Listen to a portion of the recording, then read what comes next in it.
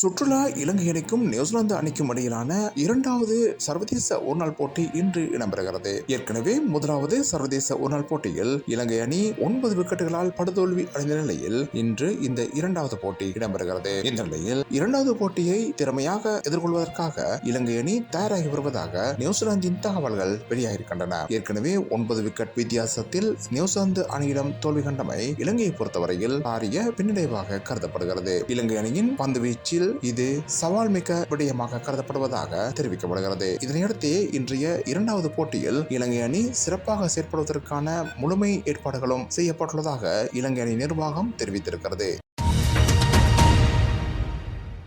ஆஸ்திரேலியாவில் இடம்பெற்ற border Gavaskar cricket சுற்றில் இந்திய அணி பெற்றுக்கொண்ட தோல்வியை தொடர்ந்தும் இந்திய அணி மீது குற்றச்சாட்டுகள் எழுந்திருக்கின்றன. குறிப்பாக தலைமை பயிற்சியாளர் கௌதம் கம்பீர் மீதும் தலைவர் ரோஹித் சர்மா மீதும் இந்த குற்றச்சாட்டுகள் எழுப்பப்பட்டு வருகின்றன. அந்த வகையில் இந்திய அணியின் முன்னாள் வீரர் சஞ்சீவ் மஞ்சுகர் புதிய குற்றச்சாட்டு ஒன்றை முன்வைத்திருக்கிறார். ஏற்கனவே அணியில் மத்திய துடுப்பாட்ட வீரராக சர்பராஸ் கான் அழைத்துச் செல்லப்பட்டிருந்த போதும் அவரை ஏன் உரிய வகையில் பயன்படுத்தவில்லை என்று அவர் கேள்வி எழுப்பியிருக்கிறார். அவர் ஓட்டங்கள் பெறமாட்டார் என்றால் ஏன் அவர் ஆஸ்திரேலியாவுக்கு அழைத்துச் செல்லப்பட வேண்டும் என்றும் அவர் கேள்வி எழுப்பியிருக்கிறார். ஏற்கனவே உள்ளூர் போட்டிகளில் சர்பராஸ் கான் 150 ஓட்டங்களை பெற்ற நிலையில் 3 அரைச்சதங்களையும் எடுத்திருக்கிறார். எனினும் அவருக்கு பதிலாக சுப்மான் கில் ஆஸ்திரேலியாவில் பயன்படுத்தப்பட்டு அவர் அதில் சிறப்பாக செயற்படவில்லை. இதனையடுத்தே தற்போது இந்திய அணி மீது குற்றச்சாட்டுகள் எழுந்திருக்கின்றன.